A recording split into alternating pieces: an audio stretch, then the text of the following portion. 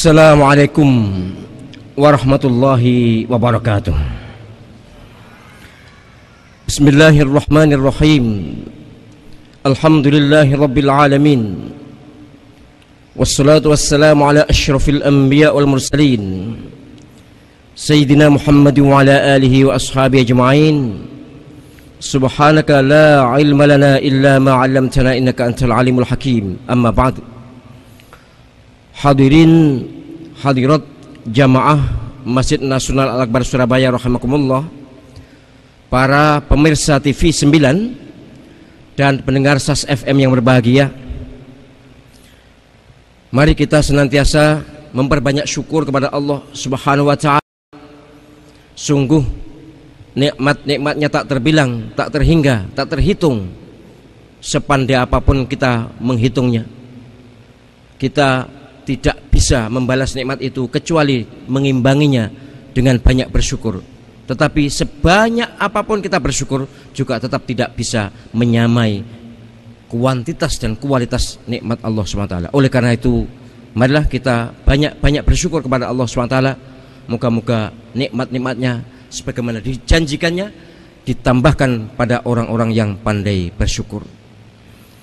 Bapak Ibu rahimakumullah, para pemirsa dan pendengar yang berbahagia, sedikit perlu saya jelaskan karena juga banyak yang bertanya, kenapa kalau saya ngimami maghrib dan subuh zikirnya sedikit berbeda dengan biasanya, yaitu saya membaca la ilaha illallah wahdahu la syarikalah lahul mulku wa lahul hamdu wa huwa ala kulli syai'in qadir 10 kali. Ini berdasarkan hadis sahih Muslim dan lain-lain. Yang jelas hadisnya sangat sahih, bahwa siapa yang membaca apa yang barusan saya baca tadi pagi dan sore 10 kali, siapa yang membaca pagi 10 kali sesudah sholat subuh, maka pahala atau nilai pahalanya sama dengan memerdekakan 4 budak dari keturunan Nabi Ismail. Keturunan Nabi Ismail artinya Bani Hashim, ya keturunan Nabi Muhammad SAW itu. Memerdekakan budak itu luar biasa besar pahalanya. Ini 4 orang budak dan budaknya berasal dari keturunan Nabi Ismail, Bani Hashim, luar biasa kan? Kemudian sore 10 kali membaca tadi la ilaha illallah wahdahu la syarikalah lahul mulku wa lahul hamdu wa huwa ala kulli syai'in qadir, maka pahalanya juga sama dengan memerdekakan 4 budak dari Bani Hashim atau dari keturunan Nabi Ismail. Teksnya memang dari keturunan Nabi Ismail, tapi itu untuk mengekspresikan ini orang-orang mulia, dari budak dari keturunan orang-orang mulia, maksudnya Nabi SAW seperti itu. Jadi pahalanya luar biasa. Nah kok baru sekarang? Ya sebenarnya saya sudah tahu agak lama, tetapi saya belum berani mengadakan ekspos atau praktek yang tidak biasa di kalangan umat Islam. Suatu ketika saya ceramah di daerah luar Jawa, di Kalimantan, lalu saya menemukan seperti itu, praktek seperti itu. Kok bagus ini? Oke, kalau gitu saya praktekkan. Biasanya saya praktekkan sendiri, tapi ini saya kampanyekan bahwa panjenengan setiap selesai sholat maghrib dan selesai sholat subuh usahakan membaca la ilaha illallah wahdahu la syarikalah lahul mulku wa lahul hamdu wa huwa ala kulli syai'in qadir 10 kali. Lu mana Ustadz yang yuhyi wa yumit? Untuk hadis ini tidak ada kata yuhyi wa yumit. Bagaimana kalau ditambah? Terserah, tapi saya ingin seperti apa yang diajarkan Nabi SAW. Tidak nambah, tidak usah ngurangi. Ada riwayat lain yang ada yuhyi wa yumit, kita baca di kesempatan yang lain. Ada sholat zuhur, ada sholat asar, ada sholat isya kan.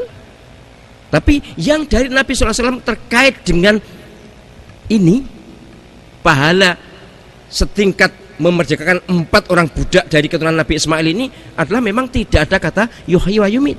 Ya sudah. Lebih utama mana? Ya sudahlah, lebih utama yang ikut Nabi SAW. Memang dalam Al-Quran ada yuhyi wa yumit juga. Dan saya tidak menentang itu. Tapi karena teks hadisnya saya lacak di beberapa riwayat sama, ya sudahlah. Kita tidak usah minteri kanjeng Nabi. Tapi nek sing maca yuhyi wa yumit ya wis ora usah ditukari, yes ben babano. Tapi kalau ingin nurut Nabi dan ingin apa yang saya kampanyekan ini penjenengan amalkan, ya tolonglah diamalkan sesuai dengan apa yang diajarkan oleh Nabi sallallahu alaihi wasallam. Loh Ustaz kok 10 kali? Kok enggak 11 atau 9? Katanya Nabi senang ganjil. Iya. Memang dalam riwayat banyak hadis Rasulullah sallallahu alaihi wasallam memang menyukai ganjil dan bersabda innallaha witrun yuhibbul witra. Allah SWT itu ganjil dan suka ganjil. Iya, ada hadis sahih begitu. Tapi khusus tentang ini Rasulullah menyebut angka ashron 10. Ya sudah. Gimana kalau 11 minteri? Atau ya menurut saya benar tapi gak benar gitu loh. Benar ganjil itu baik, tapi kali ini Rasulullah menyebutkan 10, ya sudah. Lo nak dipikir-pikir sholat 5 waktu lo sing ganjil ku situ. Maghrib tok kan, liyane genep kan. Nak dipikir-pikir lo. Ya ora usah dipikir yo. Yo pancen nyatane ngono. Artinya jangan bantah lah, jangan ngeyel lah. Bahwa tuntunan Nabi sallallahu alaihi wasallam kita ikuti. Sami'na wa ata'na. Ati Allah wa ati Rasul, kita taat pada Allah Subhanahu wa taala, taat pada Rasulullah sallallahu alaihi wasallam. Jadi moga-moga para pemirsa TV9, para pendengar SAS FM, para hadirin semuanya bisa memulai mengkampanyekan, menggetok tularkan, apa bahasa Indonesia itu, menggetok tularkan sunnah hasanah ini, tuntunan yang bagus ini kepada orang-orang dekat panjenengan. Toh yo wis apal toh, sudah hafal kok, semuanya sudah hafal, hanya tinggal ngurangi yuhyi wa yumit untuk setelah subuh dan sudah maghrib. Mungkin ada yang ngengkel begini, loh Ustaz, lah dulu-dulu kan para ulama juga sudah tahu begitu, kenapa tidak diamalkan? Kenapa kok baru sekarang? Ya takok para ulama yang lain. Yang jelas saya tahunya sudah agak lama sebenarnya, baca hadis itu sudah lama, tapi karena tidak dipraktekkan di sekitar saya, maka ya saya belum terpikir untuk mengkampanyekan, mempraktekkan. Tapi ketika saya tahu, loh itu kok bagus, lagi kan podo karo hadis yang dulu pernah saya baca itu, saya hitung memang 10. Dan itu mohon maaf, itu sholat subuh yang pakai kunut. Jangan diduga kok di beda-beda ini sebenarnya sama aja ya. Subuh kunut atau enggak kunut sama-sama baik. Sing gak apik, sing gak sholat subuh itu. Atau sing kunut tapi tukaran, atau gak kunut tapi tukaran. Atau sholat subuh tapi telat, kunut tapi telat, atau gak kunut tapi telat, podo ae wis. Saya ingin hidup ini on the track, sedapat-dapatnya lah. Soal dosa ya lah, kita ngaku kabeh wis akeh dosa nih. Mbok nek sing wah aku gak duwe dosa blas ya monggo silakan, tapi ini peluang besar untuk mendapatkan pahala besar. Jadi nanti kalau Isya panjenengan tentu akan zikir bersama saya dengan model yang berbeda, yang seperti yang sudah-sudah, yaitu 3 kali dan ada yuhyi wa yumit. Karena memang ada riwayat lain seperti itu ya, kita pakai semuanya lah. Tanpa menyalahkan siapapun, saya mengharapkan bahwa yang sesudah maghrib dan sudah subuh itu 10 kali dengan cara seperti itu, supaya apa yang dijanjikan Rasulullah SAW sama dengan memerdekakan satu hari 8 budak dari keturunan Nabi Ismail itu kita dapatkan. Amin. Moga-moga kita semuanya termasuk yang seperti itu. Amin ya rabbal alamin. Bapak Ibu rahimakumullah, sebelum saya beri kesempatan kepada panjenengan untuk bertanya, ada banyak bahkan yang bertanya tentang model-model promosi umroh.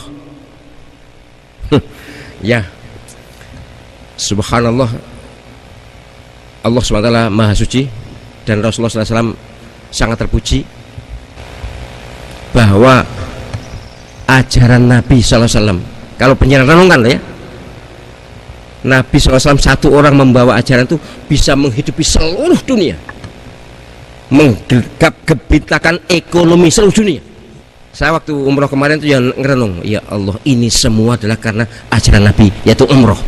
Gegap-gempita begitu, berapa triliun orang bisa mengumpulkan uang, para pengusaha tour and travel itu, dan berapa triliun yang dibelanjakan di Saudi Arabia itu wis gak usah duwe minyak, gak usah punya apa-apa, ngurungupani haji umrah itu cukup untuk ngingoni rakyat itu.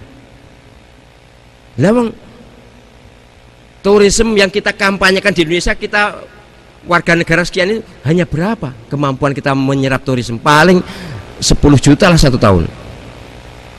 Itu tidak, itu sampai membatas-batasi. Nah, dan di sini ribuan tour agen, ribuan. Sampai sekarang di desa-desa, di pesan-pesan sudah ada semua. Itu menghimpun bisa umroh berkali-kali tanpa bayar, ya kayak contohnya aku, saya yang diumrohkan oleh orang banyak. Subhanallah. Allahumma sholli ala sayyidina Muhammad. Sungguh ajaran Islam dari sudut ini umroh tok gitu loh. Wis ngingoni wong sak donya, entah berapa ratus juta yang makan dari ajaran umroh. Tapi ini kasar ngomong ngono, tapi sesungguhnya ya kita harus berhalus bahwa ini bisnis yang mulia. Kalaupun disebut bisnis ya memang dalam doa Nabi memang wa tijaratan lan tabur kan. Allahumma ja'al umratana umratan mabrurah wa dhanbana dhanban maghfura wa sa'yana sa'yan mashkura wa amalana amalan maqbula wa tijaratana tijaratan lan tabur, dan bisnis kami adalah bisnis yang tidak rugi. Tijarah memang bisnis. Hanya saya berharap kepada semua yang mengelola travel, dahulukan niat untuk menolong orang, jangan niat mencari untung. Itu tidak tercela mencari untung, itu boleh dan bagus. Lo bisnis travel memfasilitasi orang umroh kan bagus, tapi lebih mulia kalau niatnya noto hati nulung uang supaya mereka bisa beribadah dengan khusyuk dan tenang. Semua yang punya usaha travel, saya mohon, saya himbau, ini didulukan, niat menolong orang didulukan supaya tidak nipu. Hari ini berapa yang tidak bisa berangkat, yang keleleran di Palembang itu? Allahu Akbar, ya Allah. Jadi semuanya ayo diniati. Tapi memang ya nuwun sewu karena itu usaha, itu orang umumnya orang-orang baik dan tidak patek ngerti hitung-hitungan duit gampangan gitu kan. Lalu staf-staf itu yang ngentit. Teman saya kiai besar harus masuk penjara karena 6 miliar lepas hilang dari beliau, dibawa orang yang dipercaya. Yang ngono kuwi senggara-gara ini. Akhirnya banyak orang tidak berangkat kan. Susah memang. Tapi ini sebenarnya bisnis yang sangat mulia. Saya menghimbau kepada semuanya, ayolah jujur, hidup hanya sekali dan tidak lama. Kalau penjenengan mendapat duit nipu orang yang mau ibadah, betapa besar dosa itu. Duitnya gak sepiro itu yo akeh panjenengan, tapi gak sepiro menurut saya. Nek dibanding dosa ini gitu, menyebabkan orang tidak jadi umroh pun gak dosa gitu. Menyebabkan orang gelo ya dosa, menipu ya dosa. Jadi dosa murakab, dosa tumpuk-tumpuk.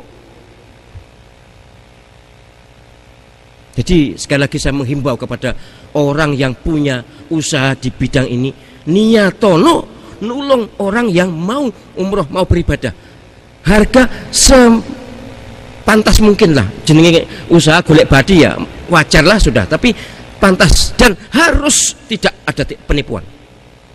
Jangan orang yang sudah mengumpulkan uang puluhan tahun dicelengi 5.000 tiap hari, kemudian setelah mau berangkat ditipu. Itu biadab. Dan itu terjadi. Saya kenapa hari ini saya terangkan, karena tidak tahan lagi saya. Bukan saya takut bersaing dengan Azharotul Travel, ndak, wis gak enak era popo wis, buyar era popo wis. Wah, aku niat, orang niat kok dhisik ku. Gak niat ngenek niku ndak niat. Ya karena kemudian ada orang yang ingin punya kerja, ya oke lah. Tapi nawa itu saya memang bismillah, saya ingin membuat contoh bahwa harga yang pantas seperti ini. Kalau kelas bintang sekian harganya sekian, kalau bintang sekian harganya sekian. Yang pantas seperti itu. Tapi memang ya terus terang ya susah untuk, kalau usaha ndak besar seperti saya ini kemudian kompetitornya besar-besar, ya ndak bisa beri contoh. Ya padahal saya inginnya gitu, nek bintang 5 harganya cukup sekian aja. Kemarin tidak, saya yang katakanlah saya ambil bintang 4 harganya, tapi ini kok koyok kampanye ini nggak enak ya. Itu memang ada banyak yang mengambil terlalu besar, tapi baiklah, bagi saya masih mendingan, pokoknya gak ngapusi, masih mendingan ngambil untung agak banyak, terserah lah, yang penting itu kan di dunia persaingan. Tapi jangan ngapusi, jangan ngemplang, jangan nilep orang yang mau ibadah ini biar bisa ibadah dengan nyaman, tenang, dan terlaksana beneran. Ini penting saya sampaikan supaya umat Islam ini sekarang peluang untuk haji kan lama, walaupun Masjidil Haram sudah diperluas sekian luasnya, tapi masih lama itu nanti. Kuota untuk bisa kita mempercepat haji itu ya sekitar 20 tahun lah kalau di Jawa ini.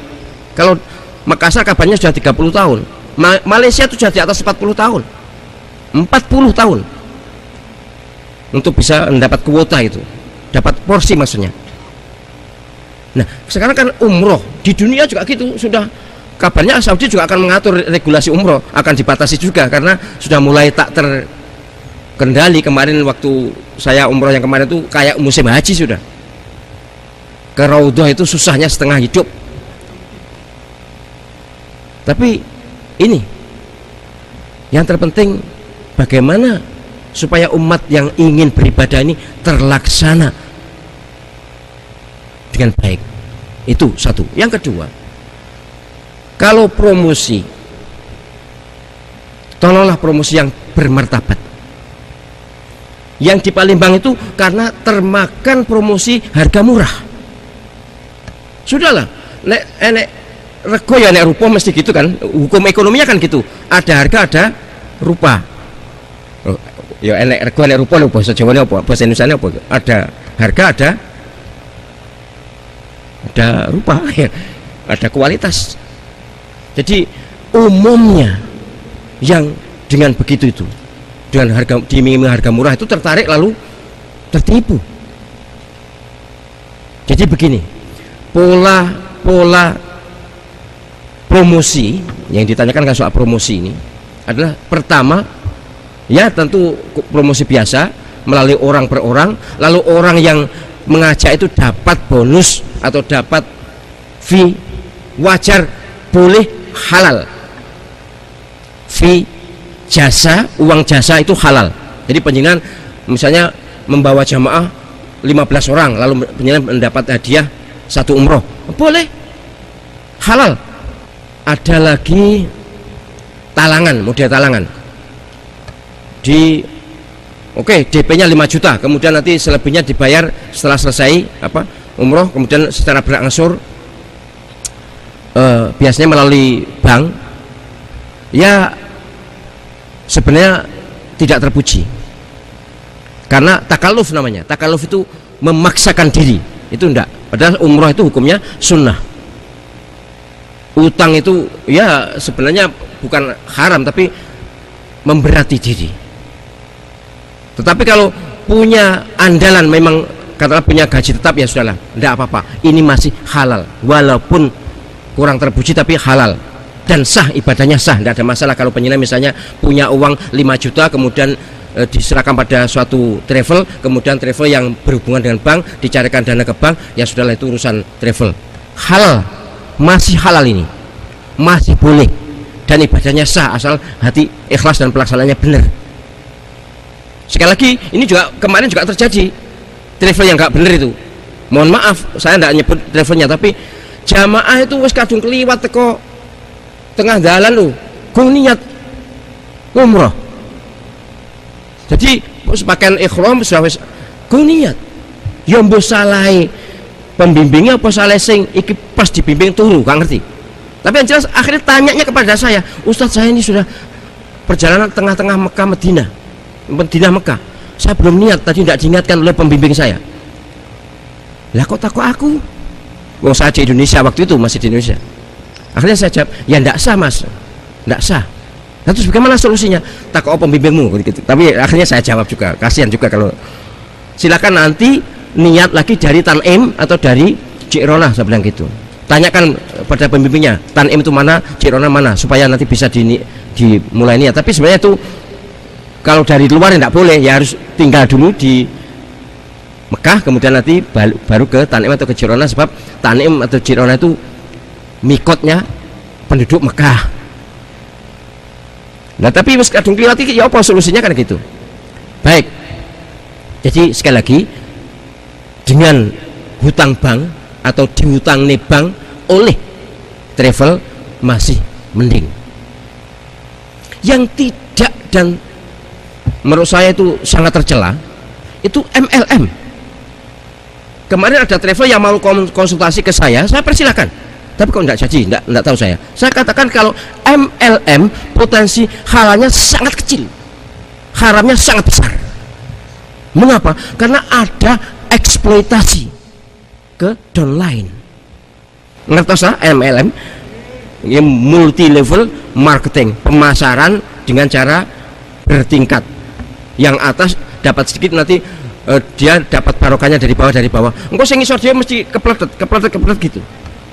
Makin ke bawah makin kepletet. Apa kepletet bahasa Indonesianya? Ya kepletet. Artinya ya terperas. Bahkan bisa saja pada saatnya nanti mereka tidak berangkat kalau tidak ada anggota lagi. Sekali lagi, MLM memang tidak mutlak haram. Ada kemungkinan bisa halal asal satu, tidak ada doror, tidak ada bahaya, tidak ada horor, tidak ada penipuan, tidak ada zulm, tidak ada pemerasan, tidak ada riba, tidak ada riba, kemudian antarodin, terbuka, transparan, saling mengetahui, saling rela. Tetapi MLM potensi horornya ada, penipuan terselubung ada, kemudian zulmnya ada, pemerasan terselubung. Walaupun awal-awalnya tidak kerasa, tapi hampir pasti kalau kita membaca sajarahnya atau membaca skemanya, mesti ya downline menderita, pasti pada saatnya.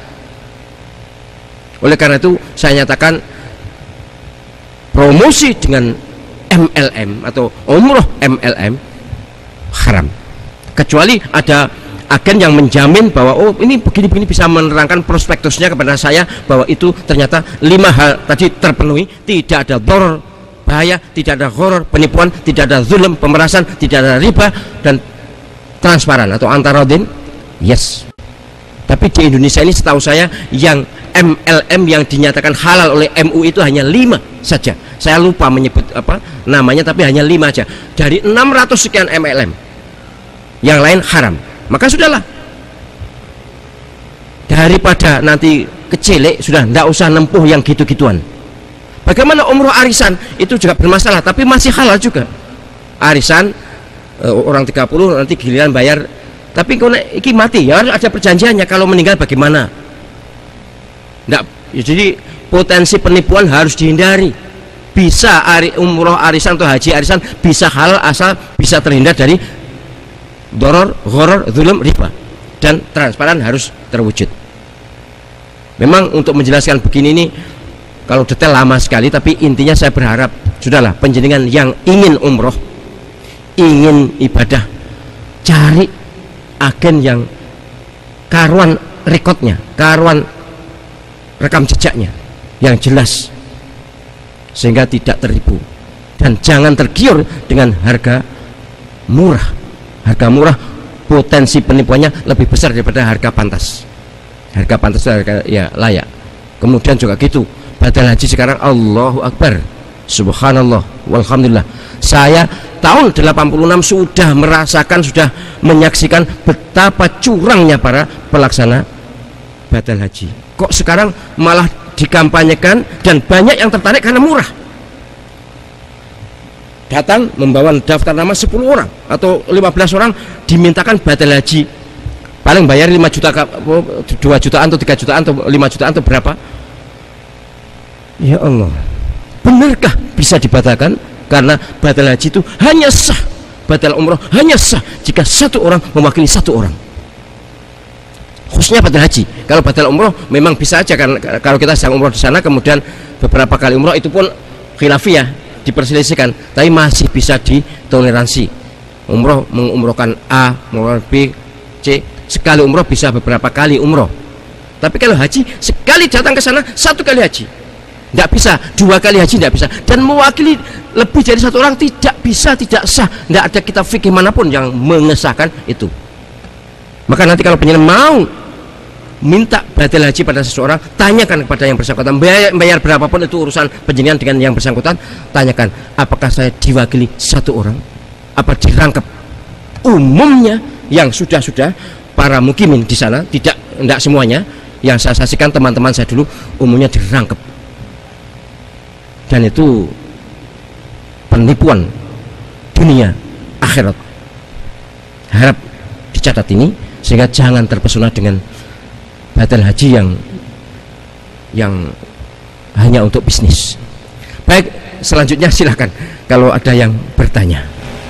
Assalamualaikum warahmatullahi wabarakatuh. Waalaikumsalam warahmatullahi wabarakatuh. Pak Yahya, silakan. 1, Prof. Oke, monggo. Mohon penjelasan, Prof. Ya. Sebenarnya masalahnya sudah lama, cuma ini kan timbul lagi. Ya. Pernikahan beda agama. Oh ya, nikah beda agama. Nikah beda agama, yang laki-laki muslim, yang wanita non muslim. Okay. Ini dalam pendekatan syarat rukunnya pernikahan, Prof. Ini ada kecenderungan untuk tidak sah. Ada wali, ada mempelai, saksi, ijab kabul sama mahar. Yang mahar belum tentu. Nah ini nikahnya di mana, Prof? Di KUA apa di gereja apa di catatan sipil? Kemudian walinya, wali penghulu apa wali pendeta? Mohon maaf, terima kasih. Baik, Bapak Ibu rahimakumullah. Kalau berdasar hukum yuridis, hukum positif Indonesia, Undang-Undang Nomor 1 Tahun 1974, maka nikah beda agama, apapun agamanya, tidak bisa diproses secara yuridis. Muslim dengan non muslim, atau non muslim dengan muslim, atau non muslim dengan non muslim, tidak bisa. Nikah campuran namanya, itu kawin campur, itu tidak bisa difasilitasi oleh negara. Jadi negara ini undang-undangnya tidak memungkinkan untuk nikah beda agama. Kalau mau nikah harus disamakan dulu agamanya. Ini hukum Indonesia. Tapi kalau hukum fikih berdasarkan pemahaman fikih, perspektif fikih, maka muslim boleh nikah dengan ahli kitab. Muslim itu laki-laki yang beragama Islam, itu boleh nikah dengan wanita non muslim yang ahli kitab, yang agamanya punya kitab. Versi salaf, agama yang punya kitab itu Yahudi, Nasrani. Tapi versi kontemporer Hindu, Buddha, Konghucu itu juga termasuk agama yang punya kitab suci.